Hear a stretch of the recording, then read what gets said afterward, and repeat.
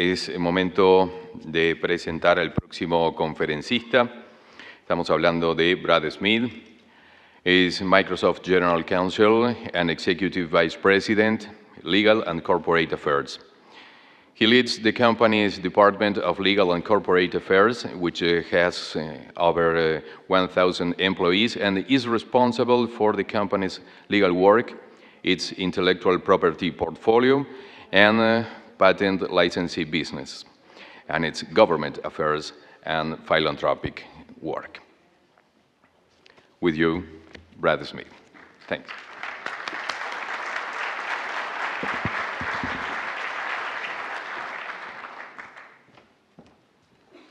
Well, thank you. Good morning. And the slides work. Hopefully somebody can put the slides on the screen in front of me so I can see them at the same time that you do. It'll definitely help. Thank you so much for the opportunity to be here this morning. I've made many trips to Latin America before, but I suspect, like most of you, I've never had the opportunity to experience a cyclone firsthand. I suspect that a year from now, you may not remember a word that I utter this morning, but I guarantee that every one of us in this room will remember the weather when we got up. It's been that kind of day. We come together to talk about an important topic, privacy. But despite the evident importance to all of us, I think it makes sense to start by asking a question. Does privacy still matter? It seems obvious to us that it matters. After all, we came all the way to Uruguay to have this conversation about privacy. Clearly, it must matter. But as you may know, I work in an industry where one frequently encounters people who actually want to debate whether it matters. They want to talk about how it matters. They want to talk about why it matters. And they want to talk about whether the way it matters has in fact changed over time. They point out, for example, that if you look at big data, privacy must not matter as much as it used to. After all, look at all the information that people are sharing. Look at all of the good ways in which it is being used. Or sometimes I meet people who say, look, privacy must not matter, at least not the way it used to. After all, look at Facebook. There are 1 billion people in the world who are sharing all kinds of personal information about themselves. How can Facebook be such a success if privacy still matters? Well, the first thing I have to say is, let's look at Facebook.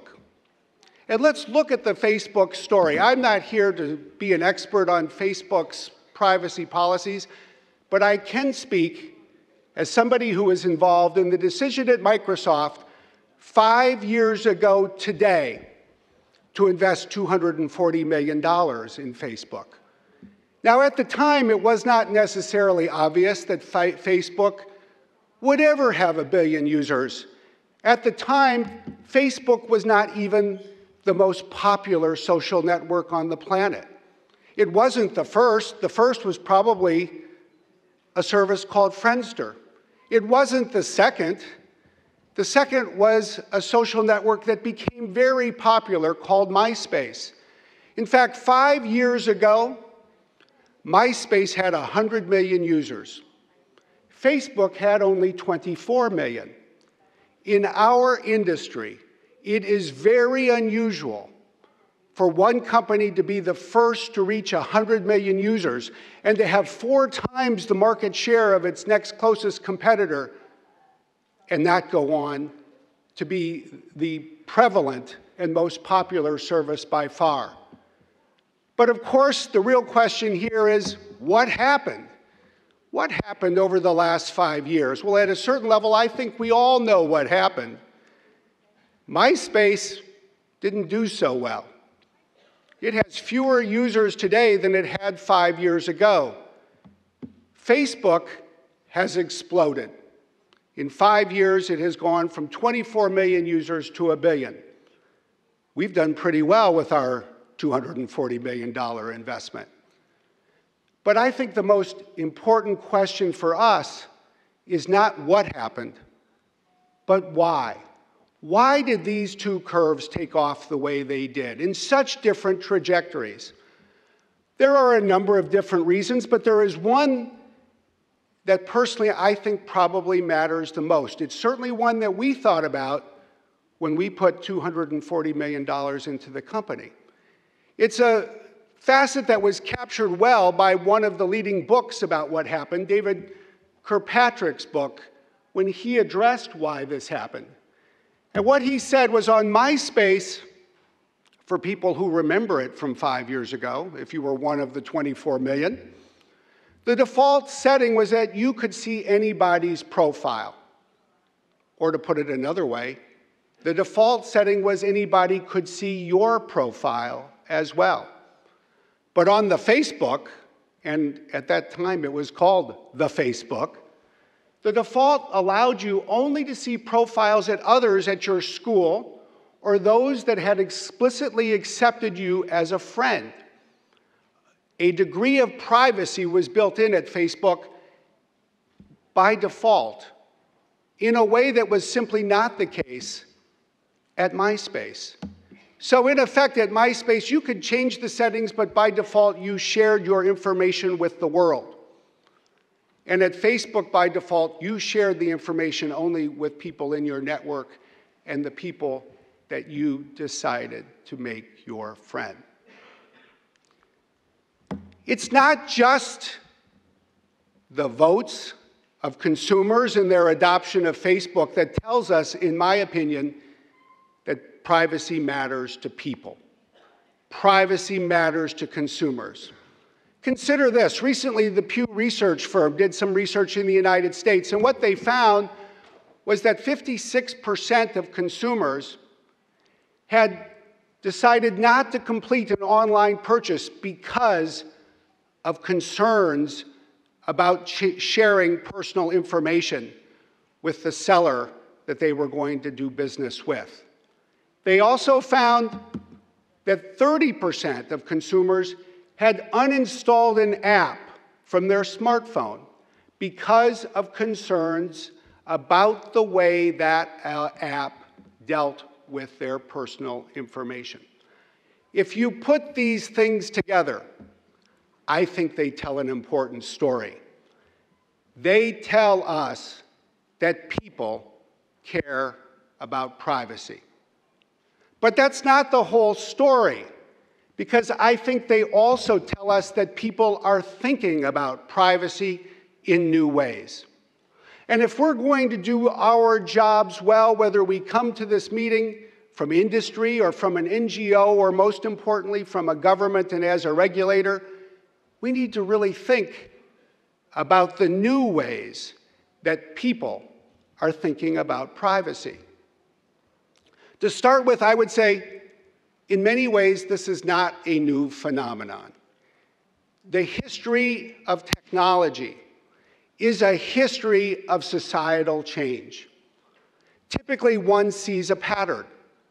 The pattern starts with the invention and then the increasing adoption of new technology. That is then followed by a second step in the process. That second step involves new consumer needs and new consumer views about what to do with respect to the technology. And then finally, there's a third step. The third step is about what all of this means for laws and for regulation and for public policy. And indeed, this story is well documented. The truth is, as many of you are aware, I appreciate, the whole global discussion about privacy really began with this invention on the screen, the camera, in the 1800s. And interestingly, as it became more popular, as it was found throughout society, we saw this pattern take place. And by 1890, there was a famous law review article in the Harvard Law Review written by Professor Louis Brandeis, who would go on eventually to become a justice on the US Supreme Court. And it was in this article that Professor Brandeis coined the famous phrase, "the right to be let alone," a phrase that many people who work in the privacy field every day are familiar with. But interestingly, that phrase is at the end of a sentence that starts by talking about technology. What Professor Brandeis recognized was that the camera had changed society. And because the camera had changed society, people could no longer walk out of their front door without the risk of being photographed. And of course, this was before there were lenses that could see someone a kilometer away. And he recognized that because of this invention, there was a new legal right that needed to emerge to protect people the way they had always been protected in the past before this technology had entered the scene. And we see 122 years later, the leaders of our day in the United States and around the world grappling with similar phenomena. It was in the State of the Union address this year and in other reports at the start of the year that President Obama started to address these issues. And I think he captured part of this issue for us very clearly. Because what he said is we live in an era where people are sharing more information, but that does not mean that privacy is an outmoded value. What we really need to focus on, in my opinion, is how to reconcile these two aspects. And indeed, we meet in a year, 2012, when people around the world are doing just that. Personally, I think that perhaps the single most important statement in the United States, at least this year, came from one of our current Supreme Court justices, Sonia Sotomayor. The case involved Jones in the United States and the question of whether the police needed a warrant to put a GPS tracker on a car. As many of you may know, there is a constitutional right to privacy under the Fourth Amendment to the U.S. Constitution. And that protection always turns on whether people have a reasonable expectation of privacy in a particular situation. But Sonia Sotomayor, Justice Sotomayor, had something very interesting to say. She said that for over a century, people in the United States had always looked at the Constitution and in effect said that there was a reasonable expectation of privacy only if there was a reasonable expectation that people could keep certain information secret. And in fact, I think if you read much of what has been written about privacy over the last 50 years, in many, many instances, perhaps most, if you substitute the word secrecy for the word privacy, the meaning of a sentence or the meaning of a paragraph is unchanged. When people were talking about whether they could keep something private, they were in fact talking about whether they could keep something secret. Certainly in the United States, that has been at the core of our legal evolution. But I think the question that Justice Sotomayor posed, while focused on the Constitution, was in fact far broader than that. Is secrecy still a prerequisite for privacy? I think that if you look at the world today, if you look at the story of Facebook, if you look at the story of people using the internet, one thing first is clear: people are less focused on secrecy. Consumers want to share more personal information than ever before. They don't care as much about keeping things secret.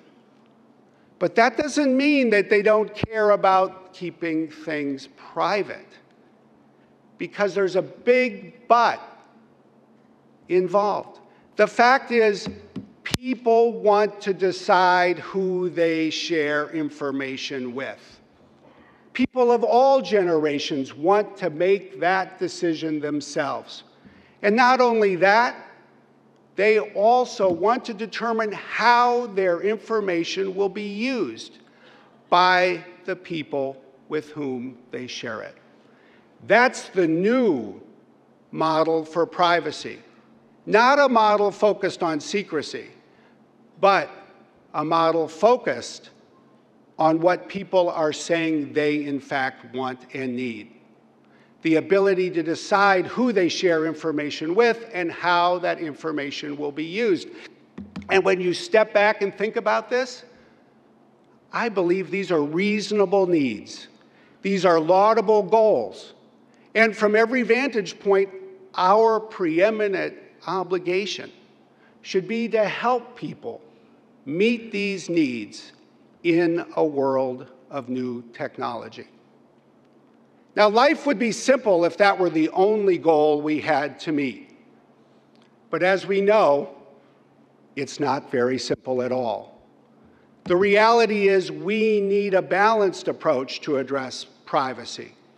We need a balanced approach because more is at stake than solely the protection of privacy, as important as that goal and need in fact is. There are other goals that need to be addressed and balanced with it. For one, it is important to ensure that innovation flourishes. It's important to ensure that innovation flourishes because innovation does so much in the technology space, also to help people around the world. Certainly in the technology sector, this is something that we see every day. It's why many of us have chosen to spend our careers in technology. We see it today in the benefits of big data. We see it in ways that are profound. We see it in stories that people in the technology field bring to life every day. One recent example, in fact, involves the use of search terms in Bing. It turns out that when the Food and Drug Administration in the United States, like most authorities around the world, approve a drug, they focus on that one drug alone. But it also turns out that millions of people every day in every country, in fact, take more than one drug during the course of 24 hours. No drug authority can possibly test the combination of every drug with every other. But last year, a researcher at Stanford started looking at the potential side effects of what might happen if people took two drugs together. One was a drug that is an antidepressant. It is an antidepressant that is taken by millions of people in North America and tens of millions of people around the world. The second was a drug that reduces cholesterol levels. In fact, these are two of the most common drugs that doctors prescribe. But they began to become concerned about the possible side effects of what might happen if people took both of these drugs together. Side effects that no one had diagnosed. They began to review certain data that was in the possession of the Food and Drug Administration in the United States. And then they asked us at Microsoft if we could share with them, in a de-identified manner, certain search terms that had been entered in Bing. And specifically, what they wanted to search for is search terms where people were entering in the name of one of these drugs and some of the symptoms associated with diabetes, such as fatigue or headaches. And what they found is that when a person searched for only one of these two drugs, it was unusual for them to include in their search request one of those words. But when they entered a search request that had both drugs together, a full 25% of the time, they were also looking for information about how to deal with a headache or how to address fatigue, symptoms associated with diabetes. And this helped the Stanford researchers along the path to a conclusion that ultimately, if you take these two drugs together, you do face a potential side effect of having diabetes. There are 1 million Americans in our country alone that happen to take both of these drugs. And for them, this kind of insight, when shared with doctors and applied with their patients, is something that can save a life. In fact, it's something that can save many lives. And it is made possible in part because of the insights that come from our use of big data and information. It's not just innovation and big data, though, that's at stake. There are other things as well. We find every day that the use of information is of fundamental importance in our ability to make technology stronger. As we think about the various products and services that our customers use, many of them, for example, use more than one email service, or they may use different email services because we certainly offer more than one. And if we can take what we're learning from users and then apply it in a properly de-identified form, it enables us to strengthen protection against malware and against spam, not just in the first service where we might have seen a problem arise, but across our products and services. And in so doing, we make technology better able to protect our customers. And finally, we appreciate that, in fact, the success of the internet and all the benefits it provides are based not on a single technology. They're not based on a single company. It takes an ecosystem.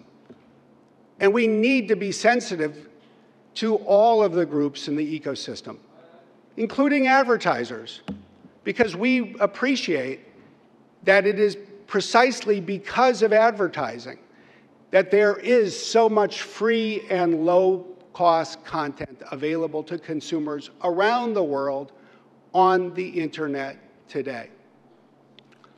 So ultimately, we need to think about privacy and innovation and the protection of consumers and the value of advertising.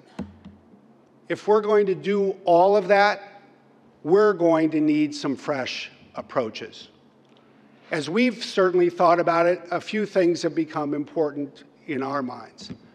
First, we need to recognize that some of the things that we have been relying on to protect privacy are not doing the same thing they did before. If I think about so many of the discussions that I have been involved in on this issue since the early 1990s, when I lived and worked in Europe, it's clear that a fundamental tenet, perhaps the core tenet, of the protection of people's privacy has been the concept of notice and consent. We've done a lot of work across our industry to improve notice and consent. And people in our industry take pride that we can share a lot of information, and it may only take you 10 minutes to read it. The problem, as two researchers at Carnegie Mellon recently found out, is that with the ubiquity of internet content and technology products and services, people are given a lot of privacy notices to read. In fact, as they found, over the course of a year, an average consumer is asked 1,462 times to read a privacy notice. Well, if you take 10 minutes and multiply it by 1,462, what you find is that people would have to devote 76 days out of their year to reading privacy notices in order to understand what, in fact, they're encountering when they use these services.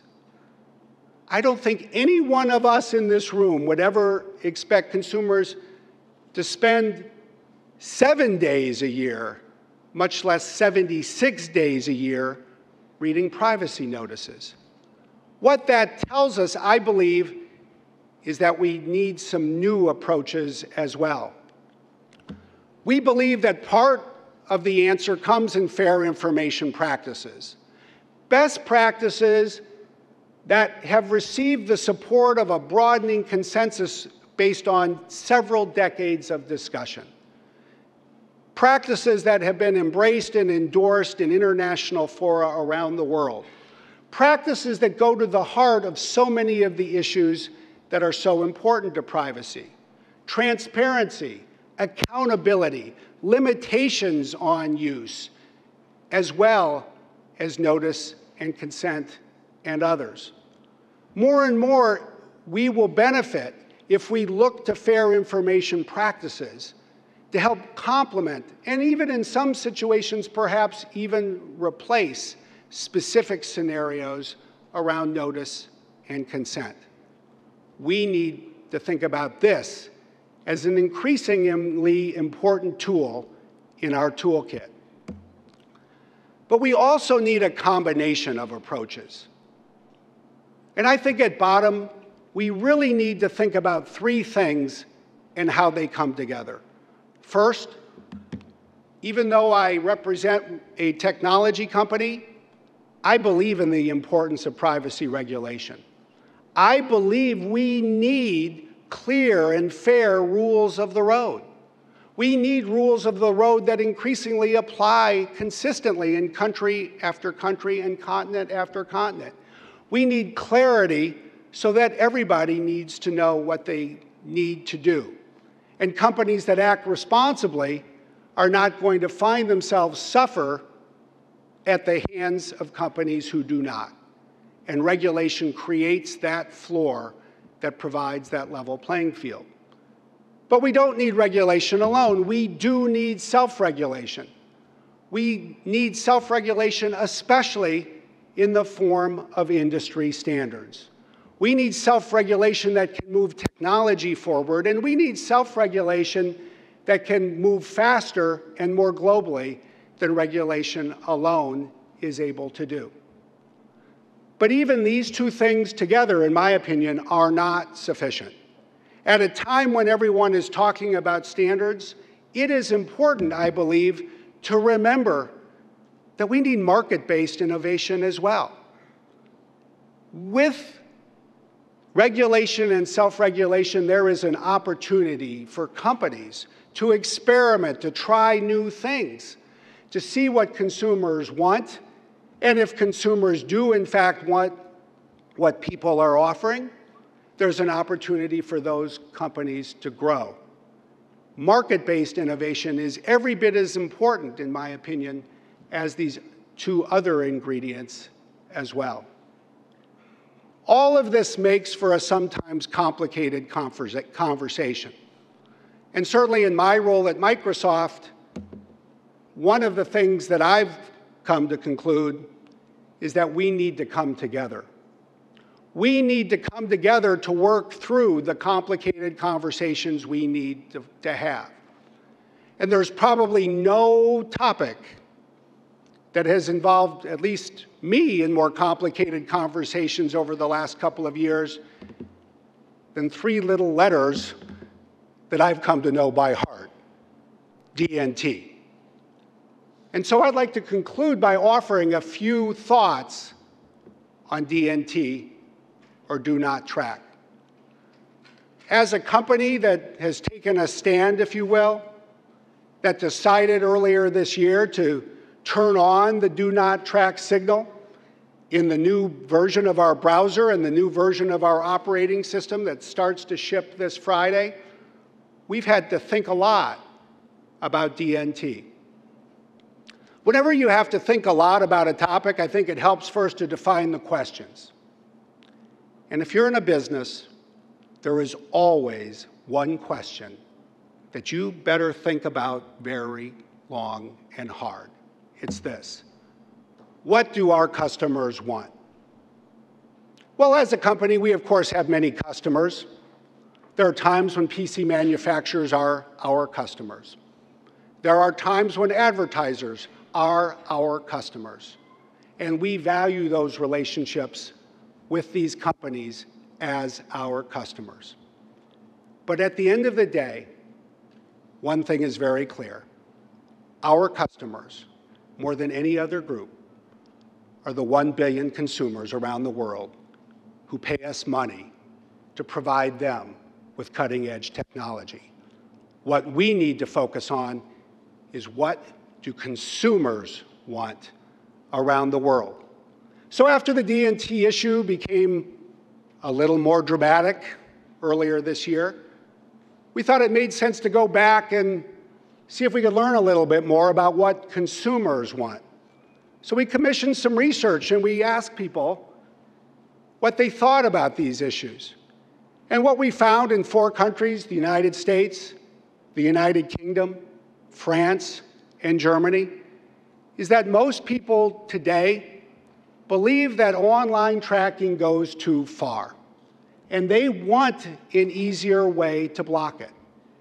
In fact, in all 4 of these countries, roughly 80% of consumers came down strongly on the side of wanting new steps to block the tracking of their personal information.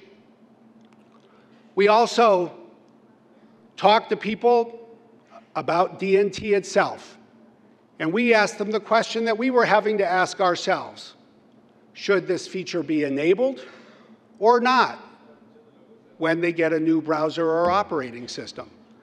And what we found in all 4 of these countries was that 75% or more of the public, in fact, want this feature to be turned on. They want their privacy to be protected. They want it enabled, they want it on by default. Our votes are in because these are the people whose needs we have to serve. Now, of course, again, we recognize that this cannot be only about one thing. We need to balance the protection of privacy with the other interests that I spoke about before.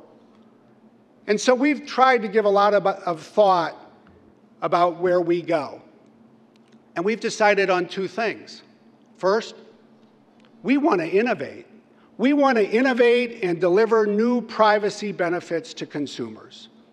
We want to build on regulation and self-regulation, and we want to use our research and engineering capacity to build better privacy protection into our products. And that's why we believe we made the right decision when we made the decision to enable the DNT signal in the new versions of our products.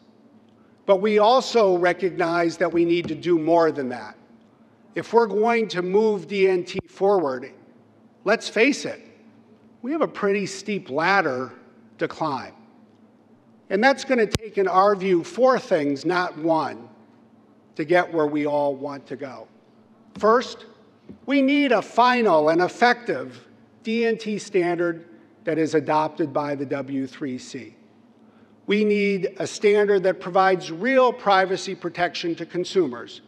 And we need a standard that recognizes the legitimate and reasonable needs of all participants in the ecosystem. Second, we believe that the world of privacy will be a better place if we all recognize that browser vendors should have the ability to turn the DNT signal on or off when they ship a product. If you look at standards around the world, they specify the technology, but they don't tell people whether they have to turn it on or keep it off. That is a decision that is left to people in the marketplace based on their assessment of the needs of their customers.